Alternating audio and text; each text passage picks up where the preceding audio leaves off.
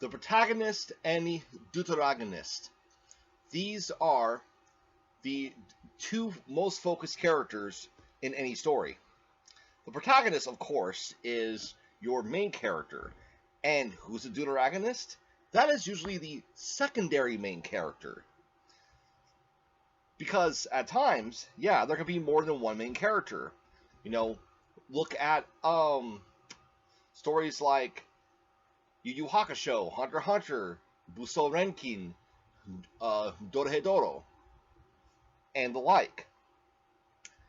By having these variety of antagonists, you can assure that the story's flow will keep on going. And even if the reader doesn't necessarily like the MC, then they can put stock into the other characters. Now, the series here that right off the bat shows us who the protagonist and the deuteragonist is a series known as Ushio to Tora, or also commonly known as Ushio and Tora. Now, before I start talking about Volume 1 for this review, do me a favor and hit that subscribe button. Also, make sure you give the video a thumbs up. That way, the algorithm will know that my content is worth watching. As well as make sure you hit that notification icon and make sure that bell is ringing. That way, you'll know when I put on another video. Alright, on to the review. Alright, so with the first volume of Ushio and Tora, we are right off the bat given the historical lesson of how Tora got impaled and the battle that he endured a lot over 500 years ago, a long time ago, against a samurai that utilized this spear called the Beast Spear. Now, the Beast Spear essentially takes the energy of a person and brings it out forth. Thus, which is why every time Ushio uses it, his hair becomes freakishly long. Now, I have no basis onto whether or not Ushio of Ushio and Tora was influenced by Yu Yu Hakusho, or if Yu Yu Hakusho with Urameshi and having the Masaku, whatever the hell it was, transformation, if that was inspired by Ushio and Tora. I don't know what inspired what, but all I know is that Ushio from Ushio and Tora, when he has his long black hair, really reminds me of Urameshi with his Makuzo yokai form. I almost forgot what that was called, even though I just said it not too long ago. So, just like Inuyasha, okay, where it seems like every volume is going to have its own small stories in it, but each story does connect. And each story helps us, as the reader, notice, the ever-growing bond between Ushio and Tora. As of right now, the two really don't have a bond together. Their bond is that Tora could, in fact, kill Ushio if he so fucking wanted to, but he fucking can't, only because Ushio has the Beast Spear. And, not to mention, that the Beast Spear basically gives Ushio a strength, agility, and speed advantage, too. Like, I would guess, like, a fucking plus, 10 on each fucking one. Which basically brings him up to Tora's level. But, now here's what things that's interesting, though, is that Tora is learning about the human world by interacting with Ushio and being around Ushio as well. But Ushio is getting a better understanding of the yokai world by having Tora by his side. In which, in a sense, both characters are fish out of water in these uncertain elements. which I am loving that aspect in this story. What I like even more so, though, are the other monsters being shown, or the other yokai being shown, I should say. The first yokai that we are introduced to is known as a Stone Eater. The Stone Eater is a creature that inhabits books and inhabits like very small dark places. What it does is that it lures people into its domain. Once it is in its domain, it latches on to those people, turning them to stone. That way, it can devour said people. Now, its true form is the form of two gigantic centipedes, which, by spitting onto a sharp object and impelling an eye, is the only way that you can actually kill it.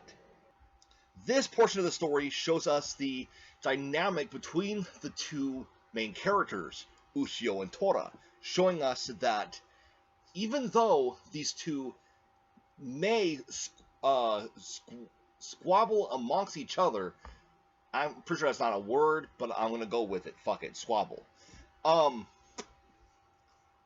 That at the end of the day, they can work with each other to make certain that the adversary at hand is ultimately defeated.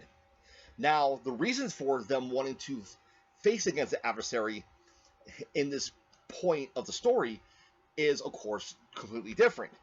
Ushio has a sense of duty and justice, while Tora has a sense of, hey, that's my prey, not yours, fuck you, I'm gonna beat your ass for trying to take my prey from me. That is their two different reasonings for going into battle, basically. The second story, which doesn't finish, is a story about a girl named Hanyu Reiko and how her father was once a renowned painter. But it turns out that her father goes fucking crazy because his wife decides to boink one of his students, runs away with said student, and then, he just starts drawing, or rather painting, a bunch of just really obscure and demented-looking shit. The kind of stuff that would give Junji Ito and Kazuhiro Umezu nightmares. Or maybe not. But anyways, by doing this, by all the hatred he felt, the betrayal he felt, and everything, he, upon his death, turned into an Oni and inhabited the last painting he ever fucking did. By doing so, he has made his daughter's life a living hell. Anyone that has ever tried to get close to her ends up hospitalized. And Ushio, who is a art aficionado that is terrible at fucking drawing, is the only person that is really trying to get on Reiko's good side. Or rather, get her to see that, life is not all about gloom and doom. But some of us enjoy that gloom and doom. Yours truly. And thus, the story does not get wrapped up yet. Tora shows up only because he doesn't want this Oni to kill Ushio because, well, like stated before, when it comes to having a reason to oppose the opposition, Tora's is basically all about, that's my prey, fuck off, I'm gonna kill you for trying to take my prey. While Ushio's is more of a sense of duty and justice. And let me put this out right there, that yes, I do know what's going to happen in the story, because I did watch both anime versions. There was a 8-episode anime, then about a couple years back, they came out with a really brand new anime, which covered the entire manga. But from my understanding, though, it did omit a fuck ton of material from the story, seeing as how the story in total is 305 chapters or some shit like that. So I'm excited to see just what had been omitted, because I kind of remember not every little detail, but I remember most of the detail that I had seen from the new anime.